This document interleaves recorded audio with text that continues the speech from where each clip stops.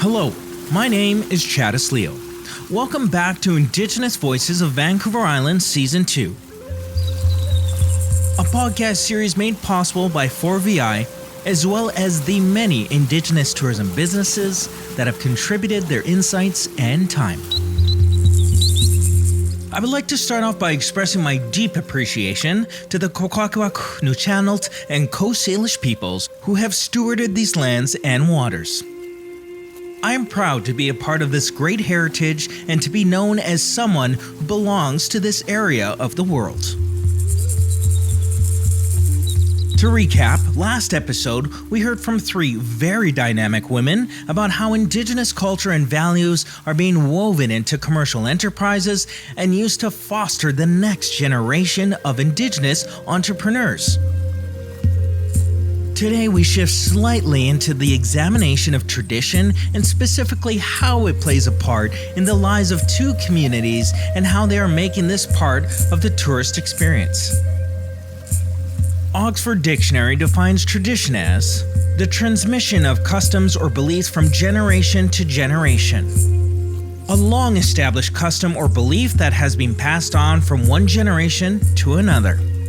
Or an artistic or literary method or style established by an artist, writer, or movement and subsequently followed by others. Our guests in this episode describe their guiding principles as just that, the sharing of knowledge between generations and the continuation of a belief system or systems that have guided their people for more generations than we can count. Let's head now to the Alberni Valley, a place where for thousands of years, their people have instilled the importance of community and tradition. My name is Jolleen Dick. I come from Hupačasath First Nation in the Alberni Valley. I also have ancestral roots in Mowachaht First Nation and other Mowachaht communities here on the west coast of Vancouver Island. Now, Jolleen knows a thing or two about the importance of tourism. She's worked as an elected councilor of the Hupačasath First Nation, the tourism development manager at Tourism Vancouver Island, and she's now the chief executive officer at the Alberni Chamber of Commerce, the voice of business for the entire region. And what a region it is, from ancient cedars to stunning lakes. And it's also the only place in BC to host all 4 BC games: winter, summer, seniors, and athletes with disabilities. So I had to ask Jolleen how, in her current role, she unites culture and tradition to support the development of tourism within the nation. Our community, what it means to us in tourism, it's a way of educating the public of who we are and how we're connected to the land.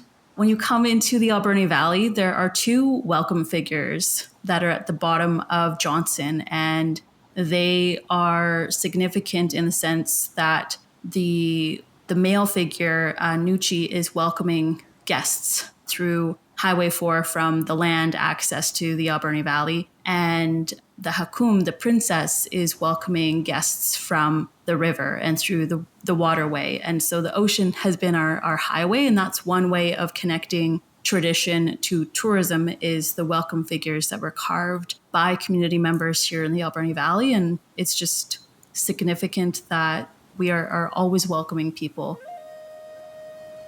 I asked Jolleen to share from her perspective what the intersection of culture, entrepreneurship, and tourism was. I think the way I think about entrepreneurship and tourism and connecting it in community, we have so many people that create just objects, whether they're for trading or for sale. It's really interesting. So I myself make beaded jewelry, and I think that, that's kind of, contributing to what's available to create that inventory of authentic artifacts, arts, and culture that people can collect in their travels, rather than something that's made from overseas, which we know has been a common issue for decades. So when I think about that in the entrepreneurship, there's people that are very talented weavers, beaters, harvesters. All of these types of things are the old way of trading and interacting and having commerce on these lands. And so there's always kind of been that entrepreneurship, but because of colonization and the way we change our way and how we interact with each other,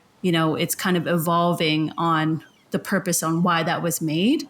Any headband or jewelry or regalias were made for a purpose to mark significance in ceremonies. And now it's that shift of what's appropriate to create so that someone can buy something authentic that's, has meaning, is made by someone that has a connection and put a lot of thought, heart, and mind into what they created.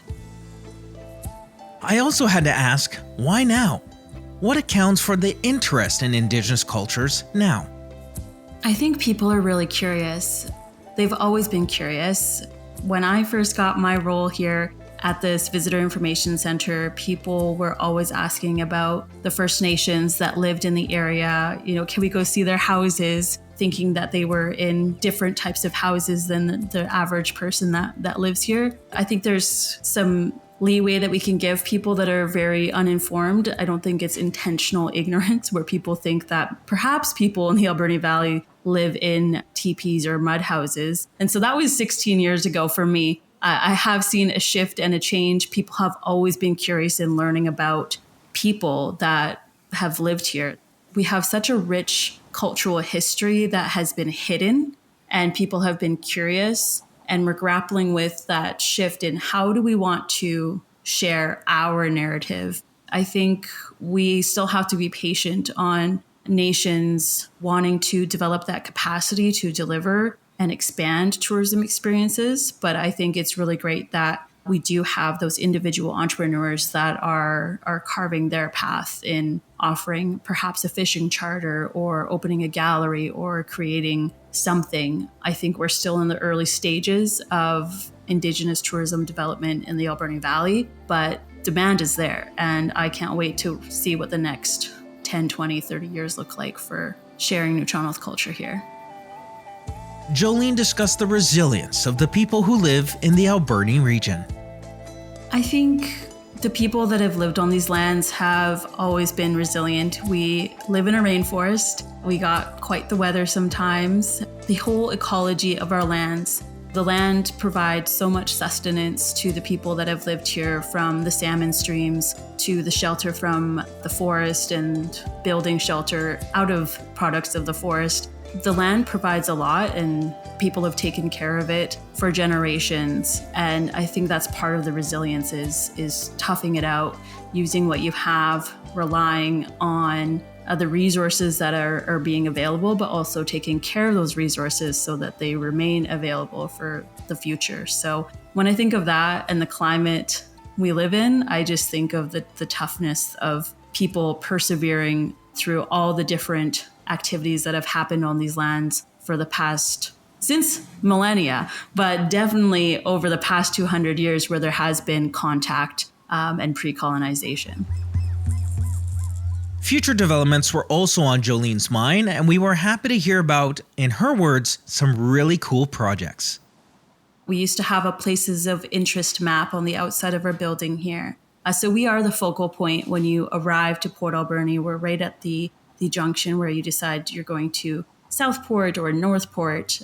We want to be able to provide accurate and relevant information to visitors. And so we want to make a really meaningful places of interest map that incorporates Indigenous language, Indigenous phrases, and shows places where you can interact with the history and culture of both Hupačasath and Mowachaht First Nations and the Barkley Sound region. We share a language and a similar dialect, and we share a rich cultural history, and we want to be able to authentically and meaningfully present that there are Indigenous people that live here, and this is where you can interact and touch with the culture, whether it's the welcome figures or the Wolf Tower at Harbor Key, or the petroglyphs at Sprout Lake Provincial Park, or an Indigenous-owned business. We want to be able to connect visitors with the culture and experience it themselves.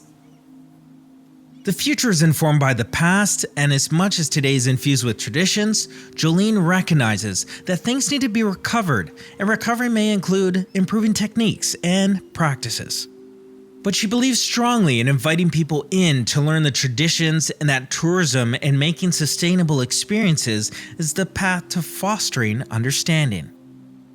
Yeah, our tradition and culture is just so important. When we go through all the seasons throughout the year, there's just things that are muscle memory that you do. You know, in March when the herring roes spawn and you harvest Tsa'Xana, like that is a tradition, but it's also been compromised as a resource. And so you have to work on replenishing that and waiting for more to come back. But it's, a beautiful tradition that has been carried on, and then you kind of modernize that harvesting practice. And so when the first salmon comes up to Ma'as, which is also known as Somas River, there's a ceremony, there's a Mowachaht ceremony, and there are traditions that our fisher people do when you get your first catch. You make sure that you give that away. It's just the right thing to do. That's what's always been done, and you're obligated to do it so that you can have a good fishing season. But there's ways to tie that tradition and culture. In the past, we had an amazing Mowachaht ceremony, which means salmon, and we invited the public to come and witness and be a part of that. And so that's where you can tie tradition and culture to tourism by, presenting an experience of the first salmon have arrived in our ecosystem, and this is our tradition, and we want to share that with you. And so I think there's lots of doors that we can open.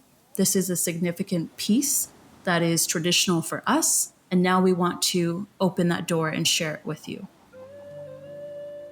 But the challenge in moving forward with the future is the capacity of First Nations to deliver events. When we think of events and festivals, we know how many people and volunteers and in-kind and financial contributions need to go to sustain community events and festivals. To do that for, your traditions and ceremonies, you have to come up with an event plan, and you have to develop the resources to deliver consistent, authentic experience.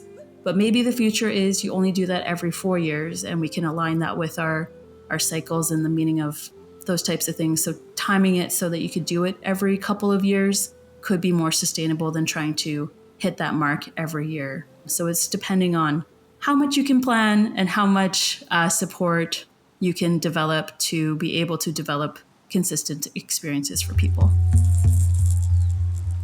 Encouraging thoughts and words from Jolleen Dick. From Jolleen, we move on to a territorial chief and a leader helping to guide the future by holding true to the past. My name is Tlakwagiila. I come from the house of Tsa'Xana, and I'm one of the hereditary chiefs for the Mowachaht Nation, and I'm on a council of chiefs for the Mowachaht Muchalaht First Nation. And my English name is Jerry Jack. I always forget about that part, but I'm calling to you from our reserve in Muchalaht territory called Tsa'Xana, just outside of Gold River by 3 kilometers. I've had this title for my dad since the year 2000. He had a 2-day ceremony for me to hand this chieftainship to me back in 2000. So it's been quite a responsibility. Chief Jerry Jack is the embodiment of the word tradition. He is continuing his father's work by supporting and leading his community, and I really wanted to speak to him about what this meant to him. In part because he has a unique perspective with over 40 years' experience working on First Nations issues, including justice, policing, governance, fisheries, and environmental management. And in part because he has served 21 years with the RCMP, he has had a foot in both worlds but never lost sight of the importance of his heritage. I've said it a lot of times when I speak, is that where I come from, we call it ground zero of contact, because in 1778, Captain Cook was the first white man to land in British Columbia, and he landed in my village. And he was met by 2 head chiefs, McWinna and Calicum, and I'm a direct descendant of Chief Calicum, and that's where I get my chieftainship today. And for me, that's important for, you mentioned tourists. They need to know our governance system and what our governance system means to us. first thing that comes to mind is I was watching my dad on a video explaining chieftainship in the territories we live in. We have Haholi in our language. It's Haholi is the territory that you're responsible for. And when Captain Cook landed in Friendly Cove, he landed on a beach that belongs to me and my family. And our job was to feed everybody that stepped foot on that beach before they went about their business. I can't do that today because I'm poor. A long time ago, before contact, we were a rich family because we had access to all the resources, all the fish and deer and elk and otters and whatever we traded with other nations. And so I really can't do that anymore. But I think it's important for tourists to know where they are, whose territory they're in, and to acknowledge where they are, because people today, they move around and they don't acknowledge that they're in somebody else's territory. And we try. A few days ago, we welcomed a film crew. With our high school students doing the singing. I did the official welcome on behalf of the hereditary chiefs, and the young students sang some welcome songs and victory songs that they were taught. And for them, it was important because they got to know who we are as a people, and this is how we respect somebody that comes to our territory. If you show respect, we'll certainly give it to you. It was clear in our discussion that having people visiting was important to the Mowachaht Nation, not only to share the pride in their lands and their history, but also as an economic driver to the area. So I asked about development on the reserve and in the area and what tourists could expect.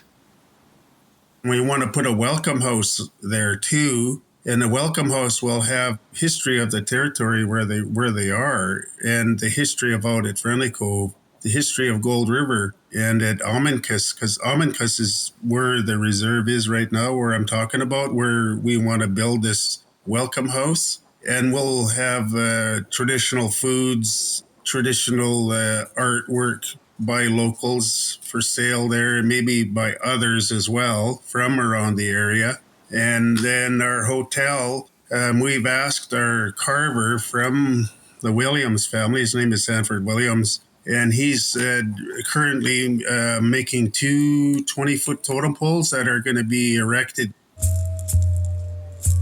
We have a video out. It's called MMFN 101. It explains our history right from Captain Cook to today. The effects of residential school, the effects of being forced to move from Friendly Cove to Gold River or wherever our people moved to after that. Resiliency is a trait attributed to many Indigenous nations, and the word certainly applies to Chief Jerry Jack and the Mowachaht Nation. I asked if he could identify for us what contributed to their ability to move forward and past the trauma they had experienced. We're fortunate where we come from that we never lost all of our songs and our dances. We do have social songs that can be done at any time, welcome songs and dances, not our real sacred stuff. They'll come out at a different time, but we do have songs and dances that, we do for various groups as they come in. If they're coming in as a group and they request, a formal welcome, we'll do that with especially with our youth, because they're the ones that are going to take over from us, which is really important that they learn how our people lived a long time ago. I know we'll never go back to exactly the way we used to be because our laws are really strict. We're talking about culture. Culture isn't just when you pick up a drum or you put a shawl on or you put a mask and dance. It's your everyday life. I was moved by his commitment to not just celebrating tradition, but rather living it. I asked him to describe in his own words what he thought the pull and the attraction of the area would be for people coming from afar. The pull is just experiencing the territory we live in because it's so beautiful. I've been been a few places in the world, and I think a lot of tourists are attracted to our culture, and when they can go in and witness a feast, if it's going on, because everybody's always welcome to come in and watch, and learn. And I think that's what people want to come here to see, because they read it on paper, they read it online, but to actually be here and to witness what they see and how our people live, and listen to our stories about, we have people that go on the Uchuk and just talk about our history, to the tourists that go out there all summer long. And that's really important aspect to the tourism part, is because, they're going out there, but they're also learning on the way there and on the way back a little bit about our history. In speaking with Chief Jerry Jack, I came to learn of his deep dedication to his role as a keeper of the culture.